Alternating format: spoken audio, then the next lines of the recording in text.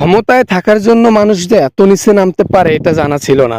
শেখ হাসিনাকে দেখলে হয়তো বা এটাই বুঝতে পারা যায় যে ক্ষমতায় থাকার জন্য, ক্ষমতার লোভে লক্ষ লক্ষ মানুষকে 20 বছরে খুন করা যায়। এটা ওর জন্য জায়েজ। ফেরাউন এটাকেই বলে আসল খেলা। ক্ষমতায় থাকার জন্য আমি লক্ষ কেন কোটি মানুষ হত্যা করতে পারি।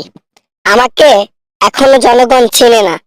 ভালো দিকটা দেখাইছি, খারাপ দিকটা দেখাই নাই, এখন দেখাচ্ছি। এই জন্য তো আপনাকে লেডি ফিরাউন বলে আজ্ঞা করা হয়, লেডি ফিরাউন বলে ডাকা হয়।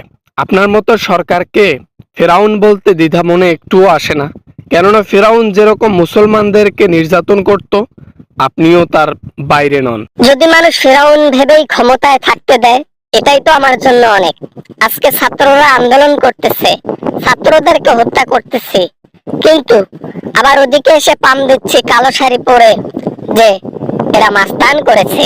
মাস্তান বলতে শুধু তো একটা লীগকেই বুঝি, সেটা হলো ছাত্রলীগ।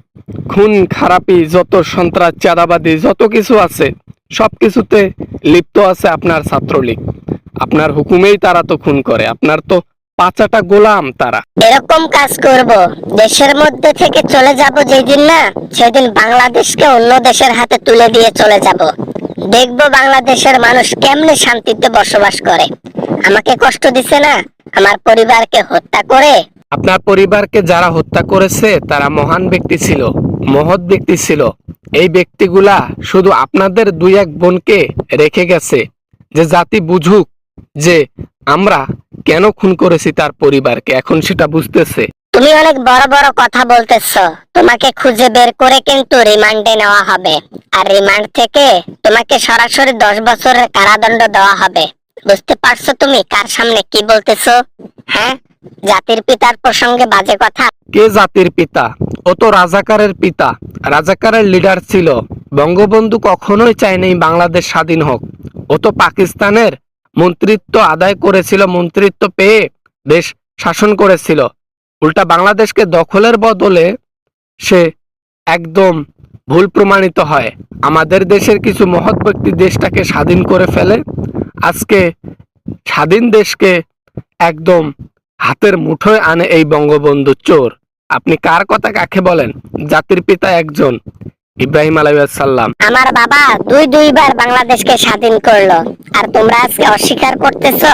একবার নয়, 2বার স্বাধীন করলো বাংলাদেশটাকে। আমার বাবা ছিল বিধায় তো বাংলাদেশের মানুষ স্বাধীন করতে পেরেছে। না হলে কি সেই সময় মানুষের ব্রেন ছিল?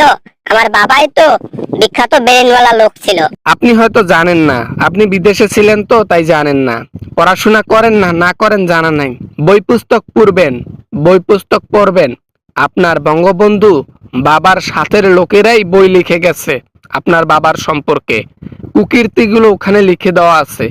আপনি চাইলে পড়তে পারেন। পড়লে বুঝতে পারবেন আপনার বাপ কতটা চোর ছিল, কতটা সাংঘাতিক ধরনের রাজাকার ছিল। আর কিছু বললাম না।